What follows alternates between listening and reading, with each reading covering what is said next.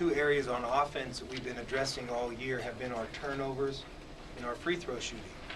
We've maintained all along if we can somehow get our turnovers in the neighborhood of 12 or fewer, if we can convert better at the free throw line, that would put us in a much better position to be competitive. And this afternoon, both of those things happened.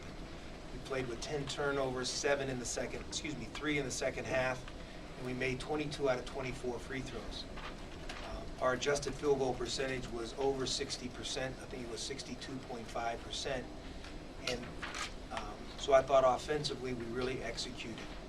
And maybe more than anything else, you know, in short, our guys made plays.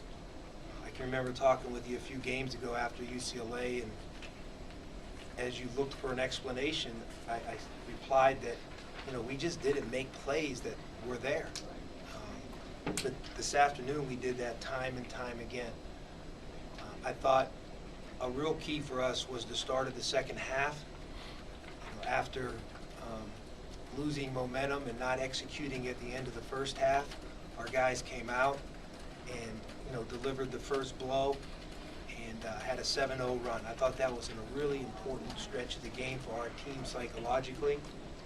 And then they, you know, kept stride the rest of the 20-minute period. You know, statistically, you know, a couple things really stand out. Our team had 33 deflections. I think that's a season high. Jordan Baczynski contributed to that with 6 block shots. And back to the offensive end, you know, Chris Colvin's 9 assists to 2 turnovers, you know, was really instrumental as well. And I can continue to go on, but those are the few flashpoints that, you know, stick in my mind. Did you see anything this week that made you think something special? Nothing particular to this week. You know, I think we've just had a very steady, even keel approach, and we haven't become disjointed when outcomes haven't been favorable. But we just have kind of kept our nose to the grindstone, and that's usually how you have a breakthrough. It usually doesn't happen because somebody, you know, puts a chalk line down on a certain week.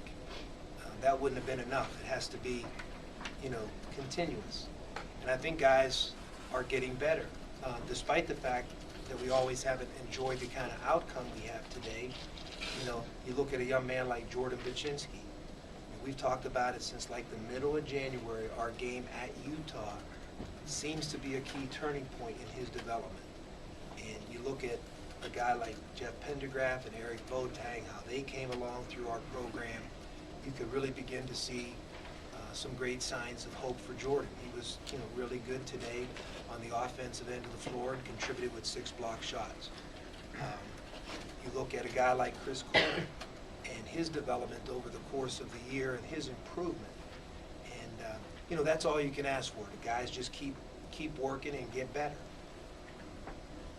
What does it do for the team heading into the tournament and next season from an emotional standpoint? Yeah, you know, our guys are obviously excited right now. They're thrilled with the victory. You know, looking forward to going up to the Pac-12 tournament. You know, we play a team in Stanford, I was told just coming through here, that handled us pretty easily in Palo Alto. So we're going to, in a very short week, having played on Sunday, you know, have to pull together and be ready to roll.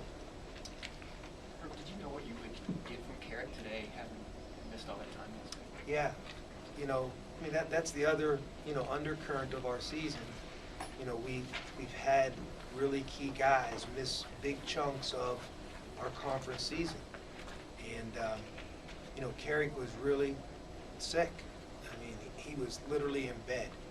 And even this week, with our bye week, it was a very gradual, you know, return.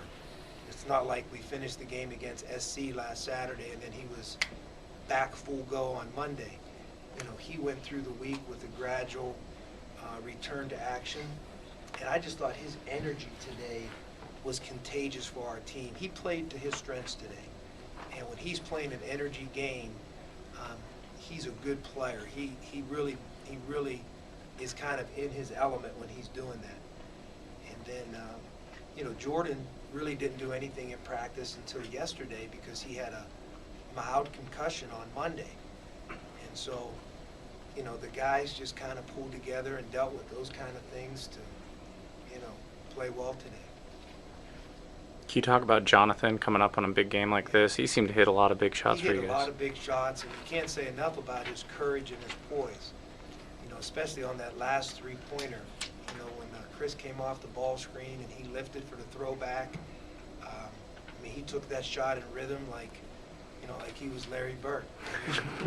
He just has a lot of ice water in his veins for a first-year player. What about Trent's performance? This is probably the best he's played since the injury. I would agree with that, Chris. This was his best game since returning. And, you know, we talk about it, but then when it happens, we don't want to kind of admit it. You know, it's hard to miss over 3 weeks in the crunch of conference and you get to return where you were before you were hurt. So we acknowledge that on the front end, but then when a guy actually goes through it, you're like, ah. Well, today he was kind of back to where he was before he got hurt. And I just thought there were a number of possessions where he just almost willed something good for us to happen. There was a couple possessions, he made something really good out of almost nothing and just kind of, you know, overpowered with his will. The aggressiveness was incredible from the beginning because I noticed that a couple weeks ago you talked about free throw shooting. You guys got to the line a lot tonight and put them in the penalty early in the second half. Yeah, which we always haven't, you know, been able to do this year, but, you know, we've been making a concerted effort to do things that would allow us to get there more frequently, and we were fortunate to be able to get there. You know, it's sometimes easier if you can make them to score from there. That's why they call them free throws, than it is against the defense.